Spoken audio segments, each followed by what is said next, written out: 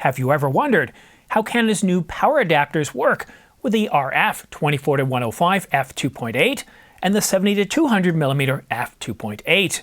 Well, thanks to Canon internal documents, I'll break it down for you in just a moment. But if you are serious about staying up to date on the latest camera gear, make sure to subscribe. It helps this channel grow and it keeps you in the loop.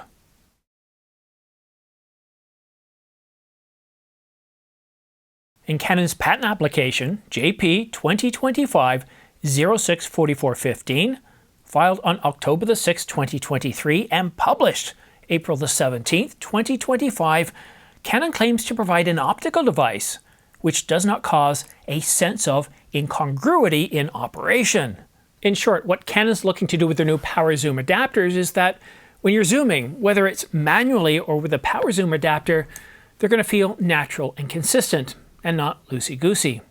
Or as Canon puts it, when the drive unit is mounted, and this drive unit's referring to the power zoom adapter, when that's mounted, the biasing force of the spring washer, 25, decreases, and as a result, the rotational load, the rotational torque of the zoom operation ring, 21, decreases. And with the zoom adapter removed, the zoom ring's resistance, or rotational torque, well, it doesn't feel sloppy or loose. Or again, as Canon puts it, when the drive unit is removed, the urging force of the spring washer increases, so that the rotational torque of the zoom operation ring increases. So essentially, if you have one of Canon's new power zoom lenses, and if you do, congratulations, and if you're not using the power zoom adapter, what you'll probably notice is, and I've got the 24-105 f2.8, I've used it, it's terrific, and that power zoom adapter, wow, even just the slightest movement feels buttery smooth, but not in a loosey-goosey way. It feels very authoritative. You feel like you're in control, and it feels absolutely incredible. But now, it's time to get Gerald Undone done. Well, what I'm trying to say is we're going to go into a Gerald Undone level of detail.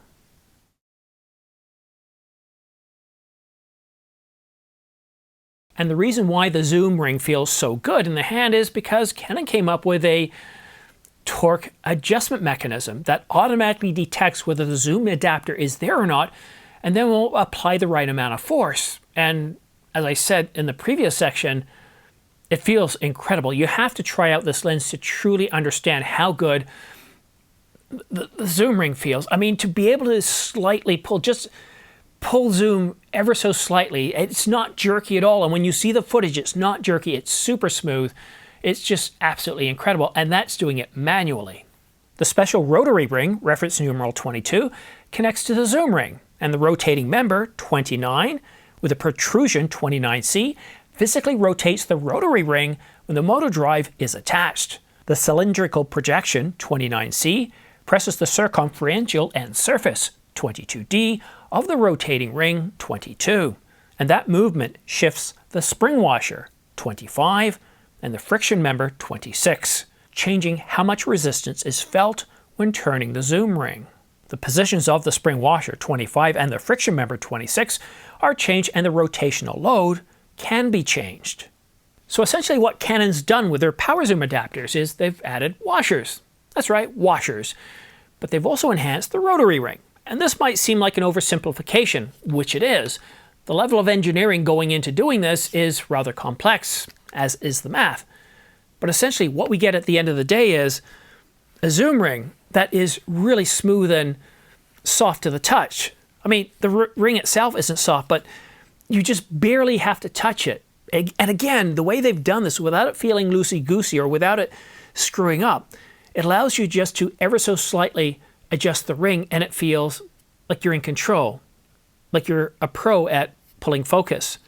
Whereas lenses like this 100 to 500 millimeter, even with it set to completely loose, you're going to get jerky movements, which is fine if you're a photographer, but not so much for a videographer.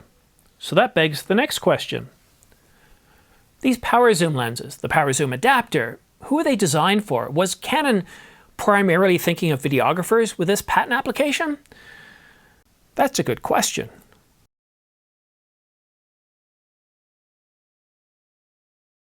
Look, there's no kidding each other. The new power zoom lenses really do appeal to videographers, even without that power zoom adapter, which isn't exactly cheap. It's $999 for the PZ-E2 and $1299 for the PZ-E2B. But this is also a win for photographers. When I was out shooting with the 24-105 f2.8 image stabilized USMZ, but this also is a win for photographers like you. You have to try out the 24-105 or the 70-200 Z lenses. They are absolutely incredible. This was all shot with the 24-105 f2.8. It's absolutely incredible, even in the freezing cold. The micro adjustments without that unnecessary friction really makes you feel like you're in complete control of it. And yes, it does make a difference when you're shooting stills. It looks great with video, but you really have to try it out. You know what? For those of us that are over 40, it's kind of equivalent to driving a car that doesn't have power steering. Sure, you can get used to it, and certainly driving at speed, you don't notice the car doesn't have power steering. But when you're driving at slower speeds, you really feel like you're fighting that car. And after using the 24-105 f2.8 image stabilized L series USMZ, wow, it felt it was that dramatic of a difference. It really felt good in the hands. Granted though, you are paying a little bit extra for these lenses. They're not exactly cheap at $29.99, and that's for both of them. So for photographers, regardless of age, who prefer zoom lenses, you're still going to get that firm responsive feel that you're used to. Canon even thought of manufacturing tolerances in the design of this lens, using only 3 of 6 fitting points, which helps reduce the risk of binding from any tiny imperfections or manufacturing imperfections. Simply put, by using 3 of 6 fitting points, Canon avoids the risk of binding, the ring getting stuck or feeling too tight. It also reduces the risk of wear and tear, especially on those plastic parts, and any sort of inconsistent feel, whereas some copies of the lens might feel smooth, whereas others not so much. And this benefits everybody, you and Canon themselves. So when it comes to the manufacturing process, there's less units to throw out because those 3 of 6 fitting points help reduce the risk of any tiny imperfections. But it also gives us a very smooth operation. And if you haven't tried the 24-105 or the 70-200mm f2.8 lenses, the power zoom lenses, go into a camera store, bring in your camera, try them on, and you'll just be absolutely impressed with it. It's one of those things that when you try it out, you're going to want it. So if your budget's tight, maybe don't go ahead and go try it out. That might be the better plan of action. But I got to tell you, having used the 24-105 f2.8, I'm completely in love with it. I think Canon's done a great job here, and this patent helps explain how they did that. If you've shot with lenses like the RF 100-500mm, a solid lens, and yes, pricey, it's nowhere near as smooth as the 24-105 f2.8.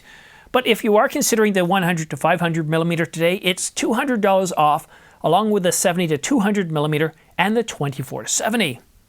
And the only reason why I bring up those lenses, even though they got really nothing to do with this video with the exception of the 100-500mm, I think we all know what's happening right now. By the end of the month, I think not only are we not going to see those sales, but the prices for those lenses could indeed go up anywhere from 6 to 10%. Why? Well, I published a few videos last week that talk about that, so I'm not going to get into that now. Suffice it to say, if you are interested in purchasing any lenses or cameras right now, please consider using my affiliate links down below. I got the links to all the great deals, cameras and lenses. It really does help support this channel. I get anywhere from 2 to 5% back, and for those of you that have used them in the past, thank you so much. One word of caution though. It's not a word of caution, it's actually the complete opposite. If you've been thinking about getting the R5 or the R5 Mark II, there's some really good deals on. Now, at the time of recording, there's some really good deals on. By the time you're watching it, you might want to check. The price could have gone up. Things are changing daily here. But at the time of recording, the R5, $29.99 at B&H, and they throw in a free battery grip. Adorama throws in other things, I think a card reader and a memory card. And the R5 II, $39.99, also with a free battery grip at B&H. And as far as I'm concerned, get the battery grip. If you think you don't need it, you've never used one before, get the battery grip. I got to tell you, with the R5 Mark II, I got the battery grip, never used one before. I think I didn't need them. I had plenty of batteries. I kept them in my pockets. I was fine. It completely changes your experience. You're out there, you never really have to look at the battery meter anymore. You can shoot for basically a whole day. It's really incredible. So I highly recommend getting a battery grip, and that's why I picked the offers at B&H. So that's kind of just my final word here. One thing you might notice, I'm doing a few more patent applications, and the reason why? Well, I'm kind of over that hump. I was feeling really down after the R5 Mark II came out, partly that I was burnt out, and it didn't really clear me until, I guess, just a couple of weeks ago. So I'm getting a lot more sleep, I'm feeling more rested, I'm starting to accept that I'm as old as I am, and I'm not trying to do things silly like waking up at 2 o'clock in the morning to put out a video just so I can be first.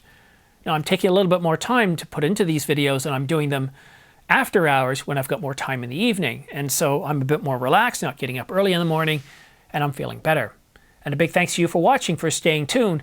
If you're still watching then, and you're not a member, you might want to take a look.